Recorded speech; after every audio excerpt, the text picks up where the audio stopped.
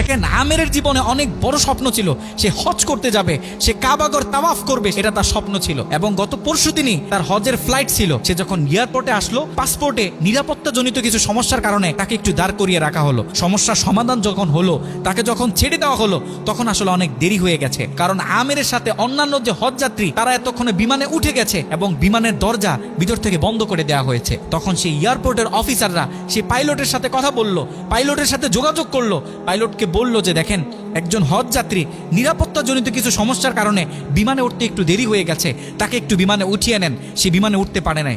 তখন পাইলট স্পষ্ট বলেছে যেই বিমানের দরজা একবার বন্ধ হয়ে গেছে সেই বিমানের দরজা দ্বিতীয়বার কারোর জন্য আর খোলা হবে না। কথা বলে পাইলট বিমানটা আকাশে ফ্লাই করলো।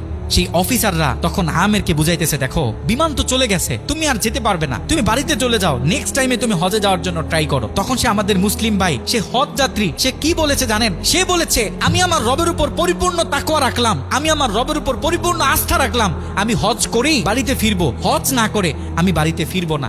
কথা বলে সে এয়ারপোর্টে দাঁড়িয়ে রইল। ঠিক কতক্ষণ পর সেই বিমান থেকে এয়ারপোর্টে মেসেজ করা হলো যে বিমানের ভিতরে যান্ত্রিক সমস্যা দেখা গিয়েছে, খুব ইমার্জেন্সি বিমানটা সেই এয়ারপোর্টে ল্যান্ড করতে হবে। বিমানটা যখন এয়ারপোর্টে ল্যান্ড করা হলো, যান্ত্রিক যে ত্রুটি, এই ত্রুটিগুলো যখন সমস্যা সমাধান করা হচ্ছে, তখন সেই অফিসাররা সেই পাইলটের সাথে কথা বলেছে যে দেখেন কোনোভাবে এই যাত্রীটা একটু নেওয়া যায় কিনা, সে তো হজ করার উদ্দেশ্যে বাড়ি থেকে বের হয়েছে, সে তো বাড়িতে যেতে চাচ্ছে না, হজ না করে তাকে একটু নিয়ে নেন।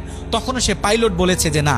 কথা বলে সেই পাইলট আবারও বিমানটা আকাশে ফ্লাই করালো। তখনও সে অফিসাররা আমেরকে গিয়ে বোঝাচ্ছে। আমের তখনও বলতেছে আমার রবের উপর আমার পূর্ণ আস্থা আছে, আমি তো আমার রবকে চিনি, সে আমাকে হতাশ করবে না, সে আমার মনের আশা রাখবে, আমি হজ করেই বাড়িতে ফিরবো। কথা যখন বলতেছে, এর ঠিক কিছুক্ষণ পরে আবারও সেই বিমান এয়ারপোর্টে মেসেজ করলো যে বিমানের ভিতরে এখন আগের চেয়ে বেশি কিছু যান্ত্রিক ত্রুটি দেখা গিয়েছে, বিমানটা আকাশে ফ্লাই করতেছে না, বিমানটা এমার্জেন্সি আবার এয়ারপোর্টে ল্যান্ড করতে হবে। বিমানটা যখন এয়ারপোর্টে ল্যান্ড করলো, তখন সে পাইলট নিজে বিমান থেকে নেমে সে অফিসারদেরকে বলতেছে সে হজ যাত্রী কই, যাকে ছাড়া আমরা মক্কার উদ্দেশ্যে রওনা দিলাম, তাকে আমার হাতে তুলে দেন। আমি যতটুকু বুঝতেছি তাকে ছাড়া এই বিমান যতবারই আমরা আকাশে ফ্লাই করব, মক্কার উদ্দেশ্যে রওনা হব, আমার মনে হয় না যে এই বিমান স্বাভাবিকভাবে মক্কাতে গিয়ে পৌঁছাবে। তখন সে পাইলট সে আমেরের হাত ধরে নিজে নিয়ে সে বিমানের ভিতরে বসিয়ে দিল। দেখেন আল্লাহ পাক তো স্পষ্ট বলতেছে ওয়ামাই ইয়াতাওয়াক্কাল আলাল্লাহি ফাহুয়া হাসবুহ, যে আমি আল্লাহর উপর তাওয়াক্কুল করবে তার জন্য আমি যথেষ্ট, যত বড় বিপদ হোক। যখন আপনি আল্লাহর উপর তাওয়াক্কুল করবেন, তখন আল্লাহ পাকের পক্ষ থেকে আপনার উপর যে বারাকা, যে ব্লেসিং গুলো আছে, এগুলো তখন আল্লাহ পাক বাড়িয়ে দিবে।